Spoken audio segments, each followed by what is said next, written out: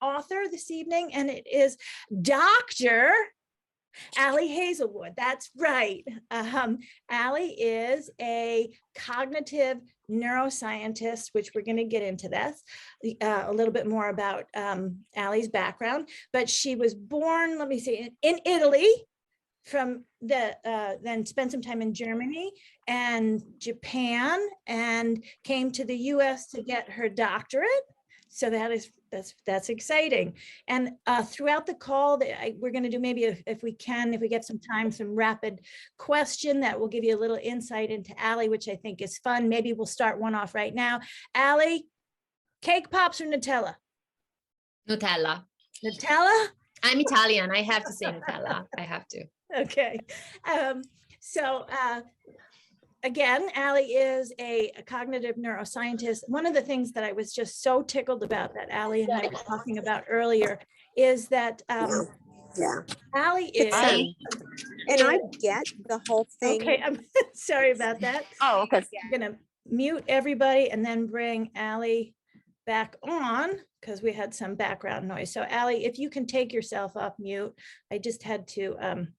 thank you. Okay. Well, let's see, where were we? Oh, the exciting thing about tonight is Ali is a TikTok book talk phenom with over 14 million views. And I'm just really kind of tickled about that because it's a fun platform. And congratulations, Ali. Ali is also a New York Times best-selling author, also USA Today best-selling author. So we are thrilled to have you here. So I want to start off with our first question for Ali. Ali, in your evolution, would you say you are a heart of a writer turned scientist, or scientist turned best-selling author? I definitely think I am more of a scientist just because that's what came first chronologically. Like I only started writing really like in my late 20s, mid to late 20s, just a few years ago, because I started writing, fan fiction because I was so stressed out at work. But I don't even know if I have the heart of a scientist. Like sometimes I also wonder if there's this weird feeling that maybe I'm not even like supposed to be a scientist. Maybe I am kind of like making it up as I go. So really, I wouldn't know. Maybe neither. That is my answer. So neither or both. Or both. Yes, yes. So as you just mentioned, which I'm really curious about, you had mentioned that kind of the fan fiction was a part of the evolution. So for our members and our guests, could you fill us in on that, how that came to be for the love? Yeah. Do you want me to, like, where do you want me to start? What is do you feel like people know what fan fiction is? Go ahead. Tell us from your word.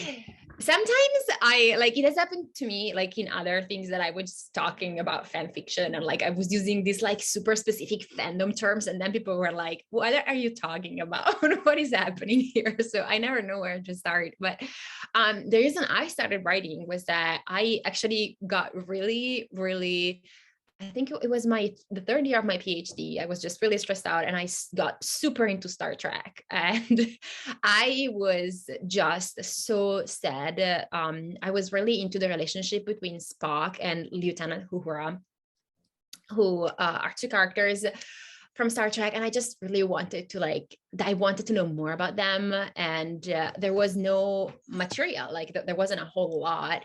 And my cat might start fighting in a second, but hopefully not. I couldn't find very much. And so basically what happened was that I turned to fan fiction, and fan fiction is just like fans, like regular people who decide to write something about characters that are from, like books or shows or, major franchise like Harry Potter or Star Trek or Star Wars or I don't know, Teen Wolf, stuff like that. It really depends. A lot of Marvel fan fiction, stuff like that. And I started writing Star Trek fan fiction. I started reading, and then I started writing, and then I started, and then I moved to Star Wars because I got a lot into the Star Wars franchise. And the fan fiction that I would write was what is called the alternate universe, which means that it's about taking the characters from a specific show or movie and kind of like transferring them to another universe. So I would take the two characters that were my favorite characters from the Star Wars universe, so Rey and Kylo Ren, and I would transfer them to, you know, like an academic setting, for example. And that's kind of how the love hypothesis, or the first version of the love hypothesis, was born. It was an alternate universe Star Wars fan fiction. And then my agent, my literary agent, Taole, who's amazing, read it on this like fan fiction archive, big fan fiction archive. It's called the AO3, and she read it, and I had said something in one of my notes about maybe in the future pulling all of my fics, or pulling some of my fics to kind of like rework them as original material. So I was basically telling people, if you want to read this again in the future, please download it, because I might, you know, take them off of the internet. And she actually got in touch with me, and she was like, oh, this is like, I think what you're writing could really easily be of interest for traditional publishers if we worked it a little bit. And so that's how I signed with her. And then we revised the manuscript 45 times, more, a million times. And then I revised it again with like my editor, and then like it became the love hypothesis. So that's a very long, the very long story of the love hypothesis. So you were in your third year of your PhD program when you started. Yeah. Right? Yeah. I was really stressed out. I needed a hobby, and I didn't have a hobby. So writing kind of became my thing. And now look at it. That's amazing.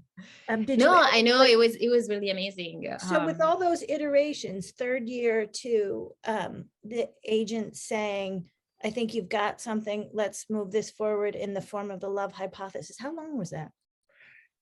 I think it was about 2 years. I think I started writing fic in 2016 or 2017, I don't remember. And then I signed with my agent in 2019. So I was like very happily in fandom for several years. And I'll be honest, when my agent contacted me, I said I'm going to write on something original, but I hadn't really worked on something original. Like it was one of those things that I was like, oh, I really want to move on and try to like challenge myself. But I'm also very lazy, so I was probably never gonna do it. I don't know if lazy, if you're in a PhD program and you're writing. I don't know. Maybe the audience can chime in here. You'd be surprised. It's like I'm lazy, but also very anxious. So I tell myself that like I sign myself up for stuff, and then I don't do it. And then I realized that I was supposed to do it. And like, I do everything in like 20 minutes very poorly. This is really my MO. I have a problem. Please help. I don't know about that. So let me just take a pause there and say, Ali and I talked about this a little bit before, is that when we select a book in the Walking Book Club, I look at reviews, I look at what's hot, what advanced readers are saying. And the love hypothesis caught my eye because it was getting lots of great pre-press, and it was something different. It was a romance, and we hadn't done a romance. And then in this evolution, then I started to follow you on Instagram and your website, and then you just blew up. You as I had said, you're a TikTok book talk phenom. You're getting great press. I'm sure you're talking about movie deals, and I have a question on that too. But what has that journey been like for you to go from signing with an agent having the love hypothesis to where you are now. What's that like? What has that been like for you? No, I mean, it was amazing. Like I said, I am mostly a very anxious person. So it's very hard for me to enjoy anything really, because I just get worried about stuff. And then like, I just get relieved that stuff didn't go poorly. The thing of like being with a publisher is that it's not just you working on your book, it's like a lot of people. Like my editor has worked on this book and on my next book so much. And then, you know, I have like a publicist, I have my marketing person who's here.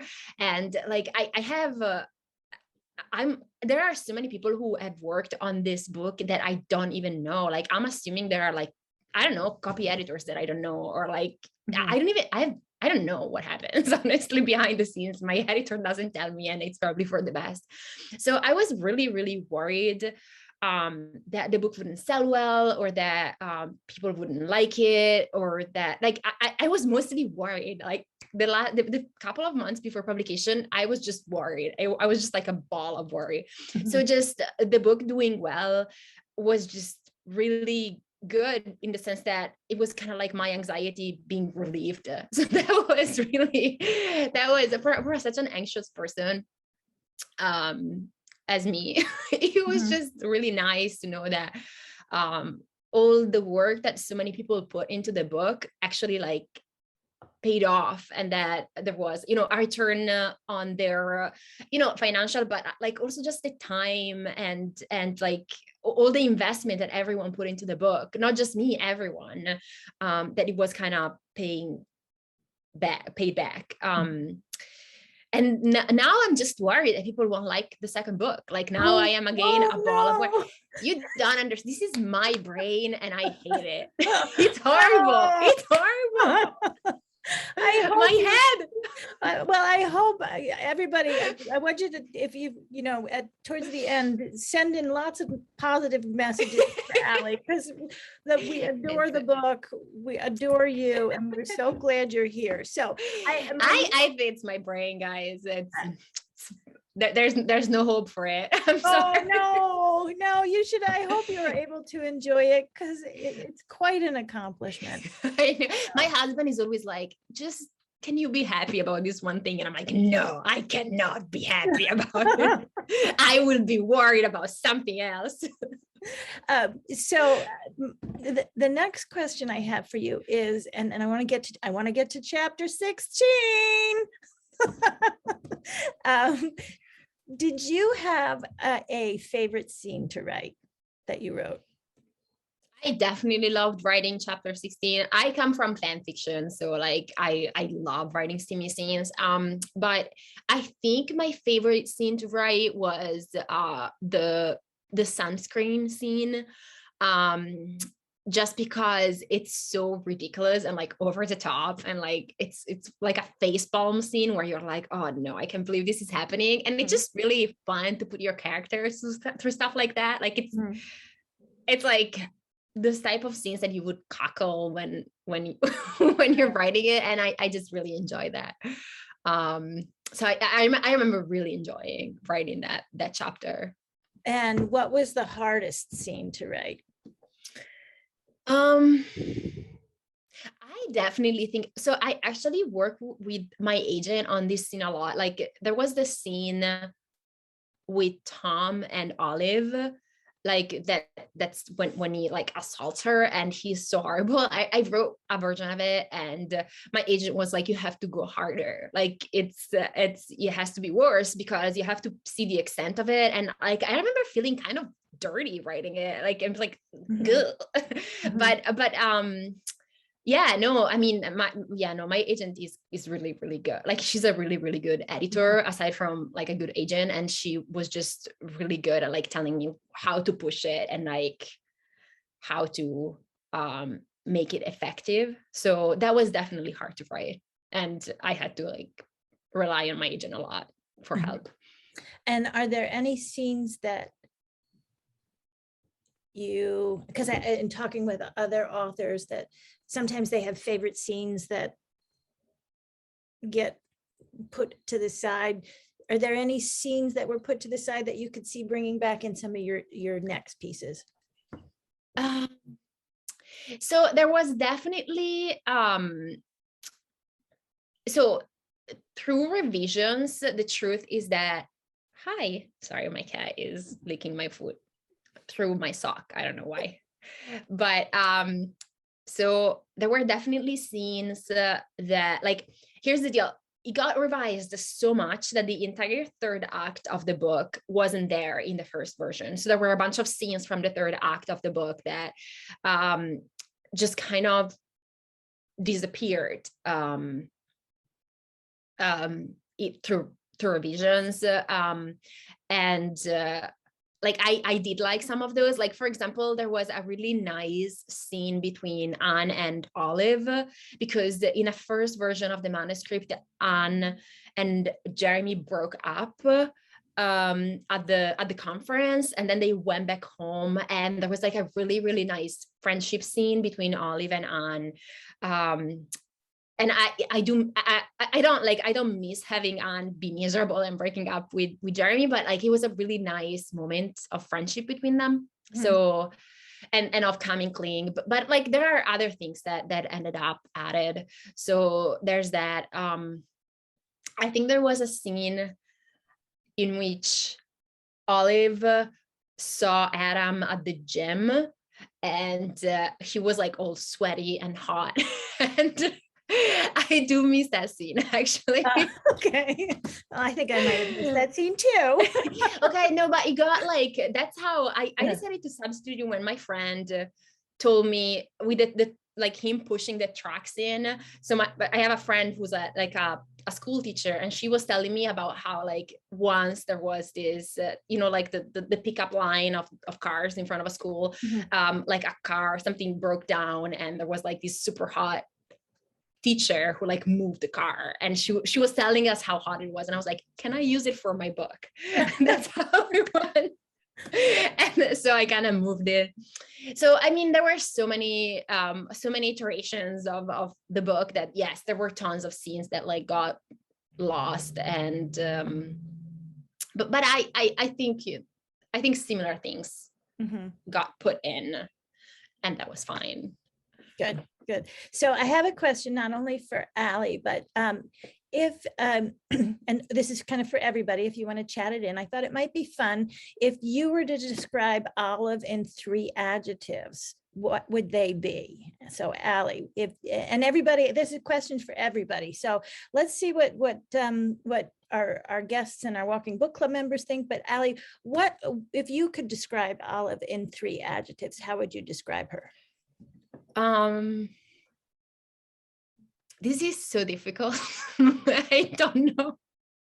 Was this I would definitely say loving. I think she loves a lot, very deeply.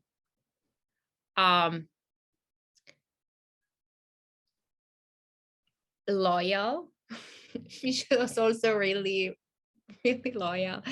And what else? This is so difficult. I should have prepared this. No, this is good. And some people are chatting in. So I like Rowena said smart ass. That's a good one. I like that. Smart ass is perfect. Like that's it. That's my third one. Yes. Yeah, okay.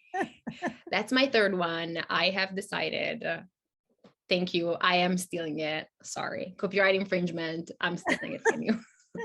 I thought she was really compassionate too, because of how she cared about her roommate, and the whole kiss was because she cared about her roommate. Yeah. No, absolutely. That was part of like the fun part of the inciting incident was a little bit different in the fan fiction. I really liked the change that, I mean, I made the change to like she's doing the kiss because of Anne kind of later, but it was really nice because that made it so that there were a ton more changes that needed to be done to like cement the friendship between Anne and Olive, and that ended up being, I think, one of the best parts of the book. So I'm really glad that that happened. So we're strong, caring, selfless, stubborn, smart ass, charming, brave, good actor, able to pretend, willful, compassionate, and charming. All of this super relatable. And I'd also say she's smart. She is very smart. Yeah. Yes, I like that. I like that. Yep, somebody smart, reliable, one bed, always one bed scene. Do you want to talk about that a little bit? That because I read that had in one of the interviews, it was about the one bed kind of, no. Yeah, no, When yes. when they go to the conference. Yes. Yeah. What was the question? Sorry. You talk about some of the writing kind of tropes. Is it that Oh yeah, yeah. that was really fun. So when I wrote that scene, so those scenes kind of stayed pretty similar to how they were in the fan fiction, and it was really fun because at that point, I think it was chapter, I don't know what chapter of the fan fiction it was. The chapters were split differently, but I had been posting the fan fiction for a few months, and it was like at that point where everyone was like, okay, when are they gonna have sex? Okay, when are they gonna get together? Like people were really, and like I come from a very sex positive, horny fandom, and I love every part of it. And they were like really insistent. They were like, when is something going to happen? And so there was this chapter when the fact that they were gonna go to this conference came up, and everyone in the comments was like, well, there will be only one bed. She's gonna end up with him and there will be only one bed. And so it was really funny to kind of like have this as a conversation with the people who were reading the fan fiction and have Olive address the trope in the chapter. Like it was just much more fun than I feel like maybe if I would have written, if I had been writing just like on my computer for myself, I wouldn't even have done it. But because there was this kind of conversation with everyone in the comments and people saying, oh my God, I hope there's only one bed. It just felt so much fun to acknowledge the trope. And then like, I remember people were like, okay, so there is gonna be only one bed. And then like to have the first line of the chapter be, there is more than one bed. And it was just funny. It was like, fan fiction is just so special because the relationship with the readers is so quick and so just direct. Like with fan fiction, usually you post a chapter and then the comments are just right under the chapter. So it's not like with books where if you don't seek reviews, you can never, you never have to see a review of your book, which is, you know, what I was told to do and what I've been doing. Like I don't seek reviews for my book, but for fan fiction, like they come in your inbox, like you see them. So people usually are like super nice about it, but it's also like they tell you what they want, you know, and it's just a totally different experience. It's a conversation, really. It's kind of like a group effort. So it was really nice to address the tropes with them. One of the things that stood out when I was reading your interviews was how this community was really supportive of you. Yeah. I know. I actually, it's so interesting. I talked with, you know, Christina and Lauren used to be, well, if you don't read a lot of romance, they are probably the biggest romance authors in the world. I mean, they are two people, but they are they write together under the name of Christina Lauren, and their names are Christina and Lauren. And sorry, I have to pretend. Sorry, my cat. Guys, no, sorry. Sorry, we're good. They're just they start playing and then they start fighting. It's a weird thing. I think they don't know. They want your attention. Well, I think they don't know when like the playing ends and the fighting starts, and then they're like it seems like they're frolicking happily, and then like a second later they're like murdering each other, and I'm like, oh my God, what's happening? Okay, sorry. It's the de-escalation worked, I think. So Christina Lauren, they were telling me how when they did something similar to what I did, which was pulling their fan fiction from online, their Twilight fan fiction, and then publishing it as a book. And with them, the fandom wasn't really supportive. They were actually very kind of like, they felt like the fic was a fandom property and that they had taken it away from them or something like that. They were telling me how they would go to panels and people would like challenge them about this pulling the fic thing. But with me, nothing like that has happened. Everyone has been super supportive. Everyone was like just genuinely happy for me and for just someone that they had helped become a better writer, to get a book deal and then to get like a book out. My publisher was great about this, because my publisher let me use illustration, like an illustration of fan art that had been made back at the time where my fan fiction was coming out. So like they really embraced the fan fiction origins, and I think it was risky for them because there could have been backlash, but my publisher just embraced it, and I really appreciated it. And I think, you know, people appreciated that the publisher was honest about this, and that and that I think they also felt it as validating, you know, like this idea that, you know, like we never hid that you used to be a fan fiction, and there is this idea that fan fiction is not as good writing as real writing, as original writing. So I think it was just overall a very validating experience for everyone at a community level. Oh, that's awesome. One thing I think the last 2 years has allowed us is to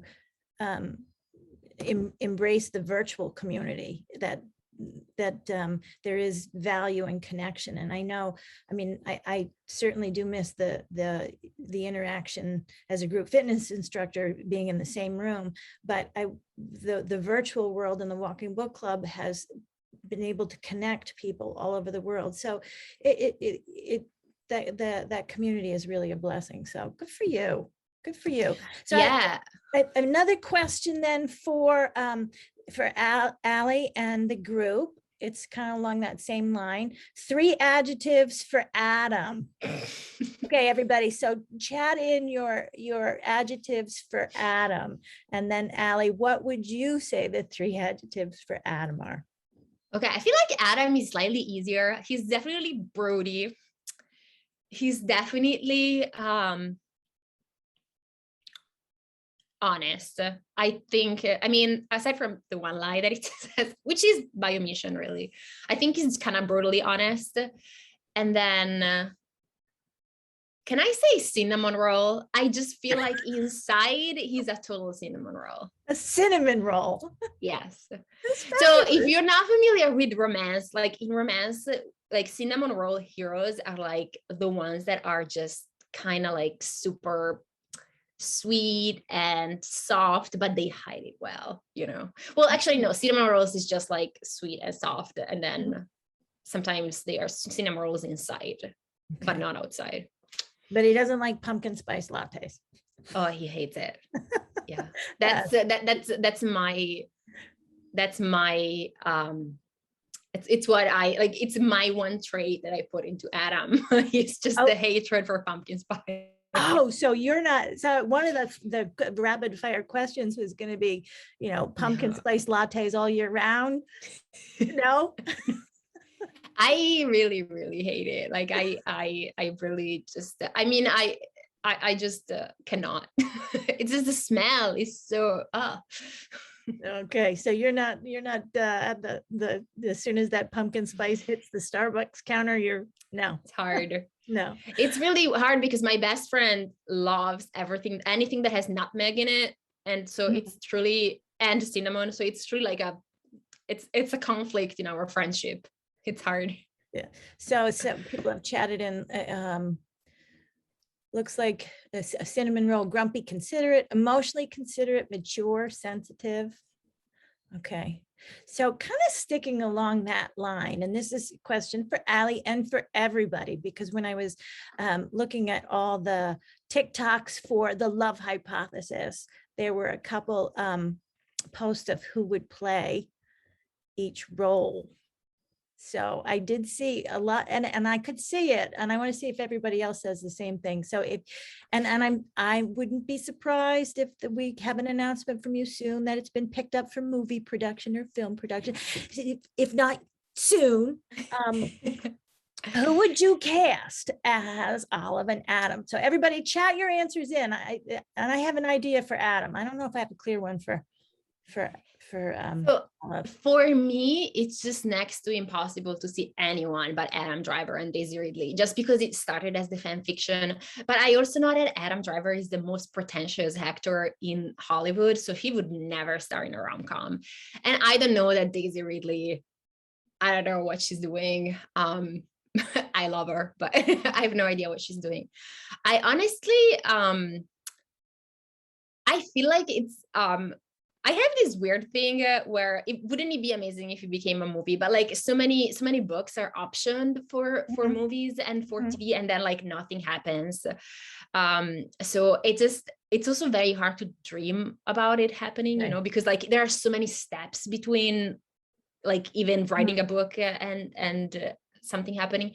But I kind of feel like if anything, like if a movie were ever to be made, I would like to be as little involved as possible. Like it would be fun to like just stand back and see who would be cast and stuff like that. Well, that's exciting. Yes, I Adam Driver, somebody chatted in Adam Driver. Yes, the tall, kind of broody, but Adam Driver has kind of he's got a sweet side to him too. Yeah. Yeah, 100%. No, I am a fan.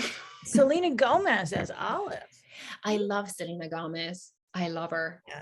Yeah, interesting. That's an excellent choice. Oh, Zendaya. Oh God, I love Zendaya too. I love her so much.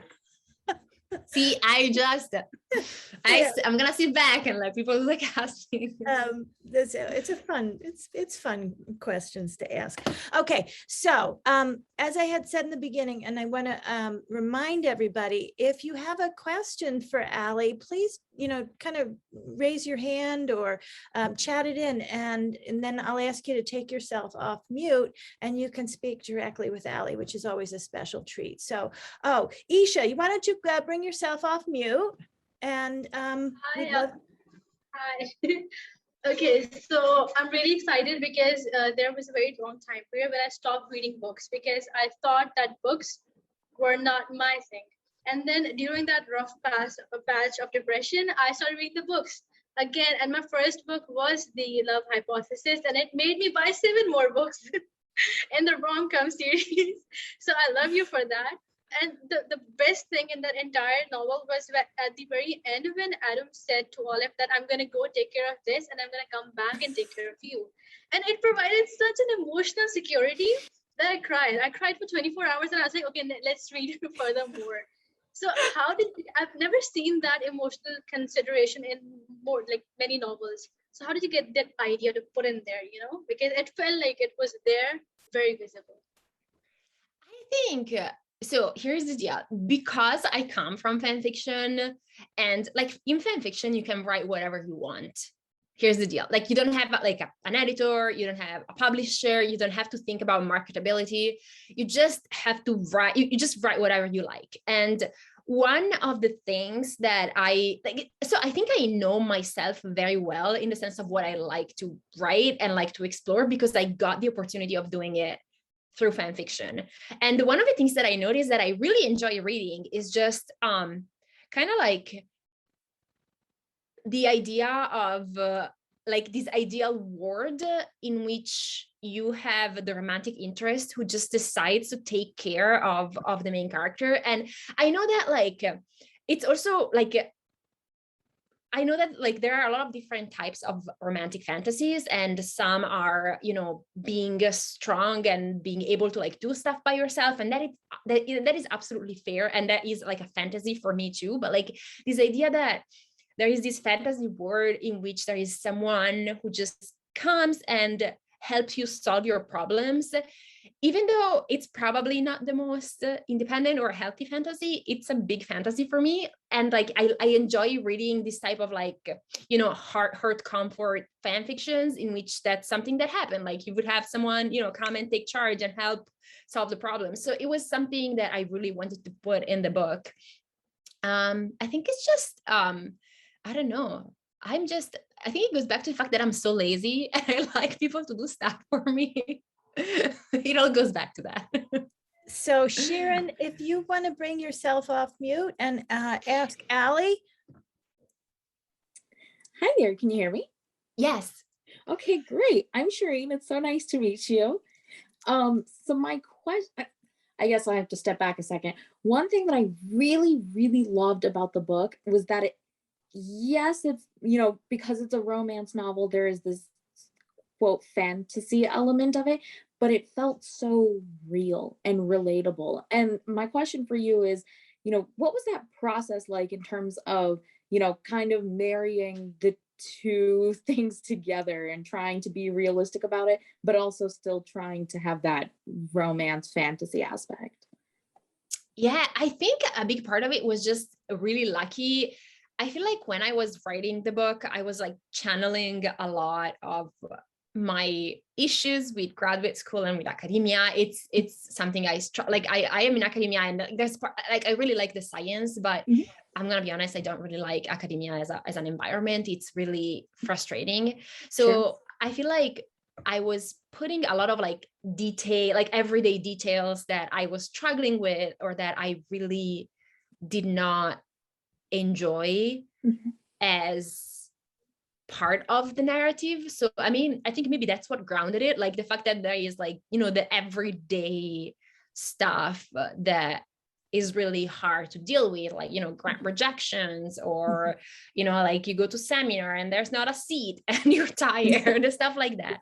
So I think that maybe grounded the thing. But then for the love story, there was just this opportunity to put everything that I find romantic or swoony or things like that. So maybe that's why. I don't know. That totally makes sense. I do have one other really quick question. I don't want to eat up too much time.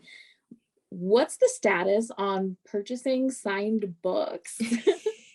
Okay, so I live in a place where it's very hard to get people to collaborate with you about this. Like, it's weird. But I know my publicist emailed a couple of bookstores nearby, and I would love for that to happen, so that we could like set up something where I go there every once in a while and I can sign copies and they could mail it to people. But I think they're not answering her or something. They're not replying to her, but I promise we're working on it. I'm so sorry. Sounds great. No, that's okay. The excitement is there, and I'm sure from others besides me. So thanks so much for your time. Thank you. And Rowena, you're up next. So get ready to bring yourself off mute. But that brings up Sharon to get on Ali's mailing list. And she has a website, and if you don't already, follow her on Instagram. And that brings up that you would put out a promo for Adam's Point of View for chapter 16, and it's in full demand. So if you haven't already gotten on Ali, list for that, I'm sure it'll all work out. But anyway, I'm gonna be real. Today was such an epic fail. No, I would say it was a success. You were so much in demand. You gotta put a positive frame on it. You were you're right. You're right. Yeah. So there is, I think my website is working now, but is it though? And for how long? I don't know. It should be fixed, but yes, if it's not fixed, it's in the process of getting fixed. And I don't know. No, I brought that up, Ali, because Ali does have a great offer. She did Adam's Point of View for chapter 16. Oh yeah, sorry, I was supposed to say that. I did do that. Yes. So FYI, get on our email list and you can get Adam's Point of View for chapter 16. Okay. And if you can't get on my mailing list, we're in the process of fixing all of that. If you go to my website and you find a big black hole, we're fixing that. No, I was on there today. No big black hole. You're good. Awesome. Fantastic. So Rowena, please bring yourself off mute and chat with Ali. Okay, so can you hear me? Yes. Okay, so I just want to say to Ali first before this. I already knew that the website would crash before like it would even drop. Like I already know that you would feel so stressed out to just fix that website immediately. So my question is, so Olive wanted to do the research for pancreatic cancer. Is there any reason why that's the topic you chose for Olive, besides her mother dying from pancreatic cancer? It's a great question. Yeah, I agree. It's a great question. So I like I didn't have like a personal reason to choose pancreatic cancer, but I think I wanted to choose I wanted something that she would feel very passionate about, and it felt like a good topic for her to feel passionate about, because it's a very urgent topic, and it's something that we don't know enough about. And that's kind of why I chose it. I don't have like a specific particular reason, but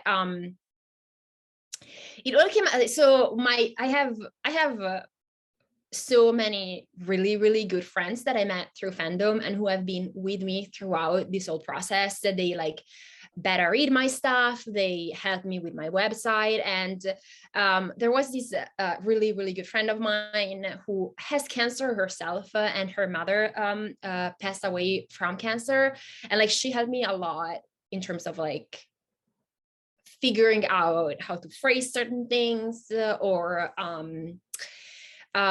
yeah, like she helped me out so much. I just wanted to give her a shout out.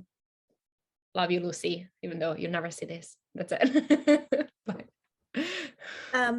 Okay, so couple of like I don't want to say rapid fire because I want you to kind of share with us. So friends to lovers or enemies to lovers? Enemies to lovers. Elle, for me. What's your favorite? Elle, my daughter comes down, and this summer she did a lot of reading, and I think it was enemies to lovers. Yeah, so definitely always enemies to lovers. Always enemies to lovers. It's the best trope. That's what I want. We need an enemy so we can become lovers. Yes, exactly. yeah. So in a couple of things that I think, if you haven't followed Ali, she crochets these adorable little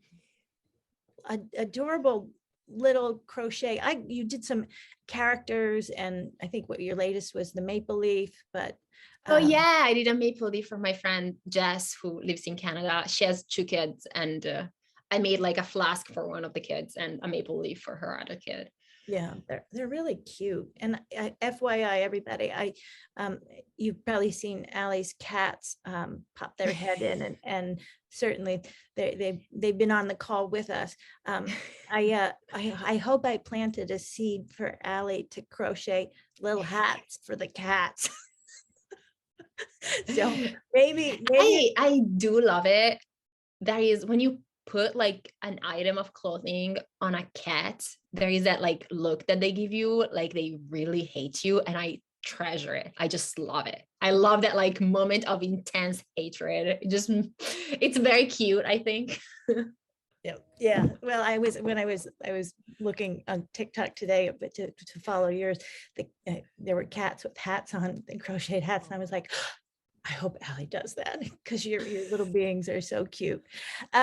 So you in your bio, it says you're a professor now. Yeah. Do your students know that you're this famous writer?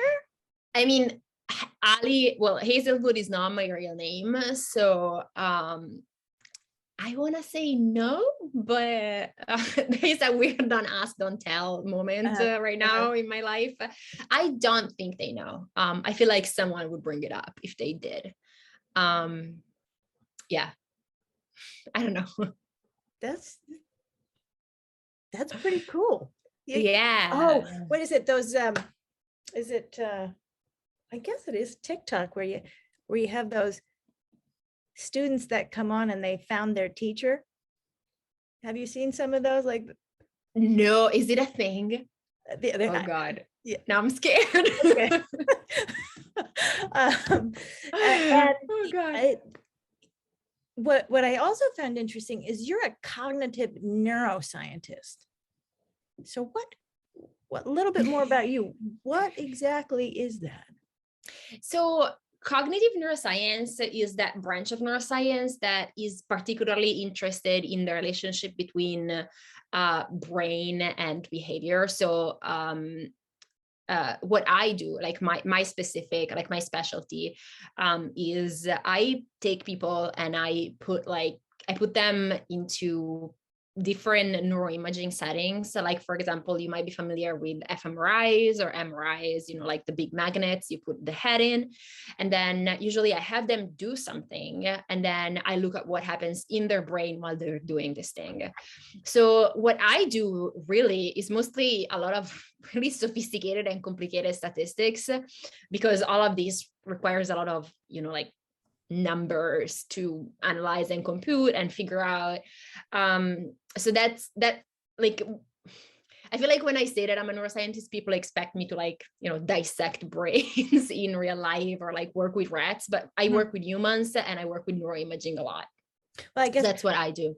I brought that up because I thought it was interesting when I was reading, and my assumption was when you read the book that she's working, Yeah. And so that was a little bit different. Yeah. No, yeah, totally. So I think I don't know why I made Oliva, but I feel like that decision was so long ago, and I don't even remember what went behind me deciding to make Oliva biologist. But I wrote my book through my second book last summer, and when I wrote it, I just decided, I was like, you know, whatever, what the hell, I'm gonna make the main character a neuroscientist because it's just easier for me. I don't have to do research. So she does exactly the type of neuroscience that, you know, not exactly the type of neuroscience that I do, but she's done stuff that I have done before in my career. So that was kind of fun, and easier, honestly. Well, I guess that's what I think is so one of the really cool aspects of you when you're writing is that you are this PhD professor in cognitive neuroscience, which is a mouthful, and you're also you've also got these best-selling books out there, and you know, they're both super cool, and I just, you know, high five, go women in STEM and go success. So that is, it's really funny. Like, I think it really feels super cool from the outset, and like I am very happy and, you know, very proud that I finished my PhD, even though I hated so much of it. Like, it was so many parts of it were so miserable and hard, and I would wake up at 2 a.m. and cry, and my husband would be like, what's wrong with you? Stop this. And other and the book is amazing, but really, like, from the inside, it just feels normal. Like, it just feels like, I don't know, like I today I was, you know, grading tests, and I couldn't read my students' handwriting, and I was like, oh God, I hate this. And, you know, the book is, you know, you try to put something on your website and then your website goes down. So like, from the inside, it feels so mundane. I don't know how to explain it, but it just feels like normal, you know? Well, we think it's special. Thank you. So Rowena asked, and we're coming to the last couple of minutes. These hours go by so fast. We're at that point now where everybody wants to know, you know, tell us what's next. I see you've got a trilogy coming out in the spring, and then tell us about the 2 books that are a follow-up. I kind of thought that it was the continuation of the story, but it doesn't sound like it is. So do tell us. So the trilogy that's coming out is actually 3 novellas, and they are they're the story of 3 friends. They are engineers, they go to grad school, and then they graduate, and then they kind of go their separate ways, and they start working as engineers. One works in DC for the Environmental Protection Agency. The other one works in New York as a civil engineer, and the last one works in Norway at a NASA station in Norway. And the 3 novellas are about like them finding loves, and the theme throughout the 3 novellas is that they find love with their professional nemesis. So it's about like, it's kind of like them finding it's 3 enemies to lovers stories basically, and they're 3 novellas, so they're about like 30,000 words, so like a third of the Love Hypothesis each. And I'm not 100% sure when they're coming out. I don't think it's been set yet, or maybe it has, but I don't know. And but it should be like in the first few months of 2022. My next book is going to be in August 2022, and it's called Love on the Brain. And that is the story of a neuroscientist who is kind of like in a rough moment of her career. And what happens is that she gets selected to co-lead this really cool neuroscience project at NASA. And she's super excited about it, except that then she finds out that the person she's going to co-lead the project with is this engineer that she has a little bit of a past with. They're kind of enemies.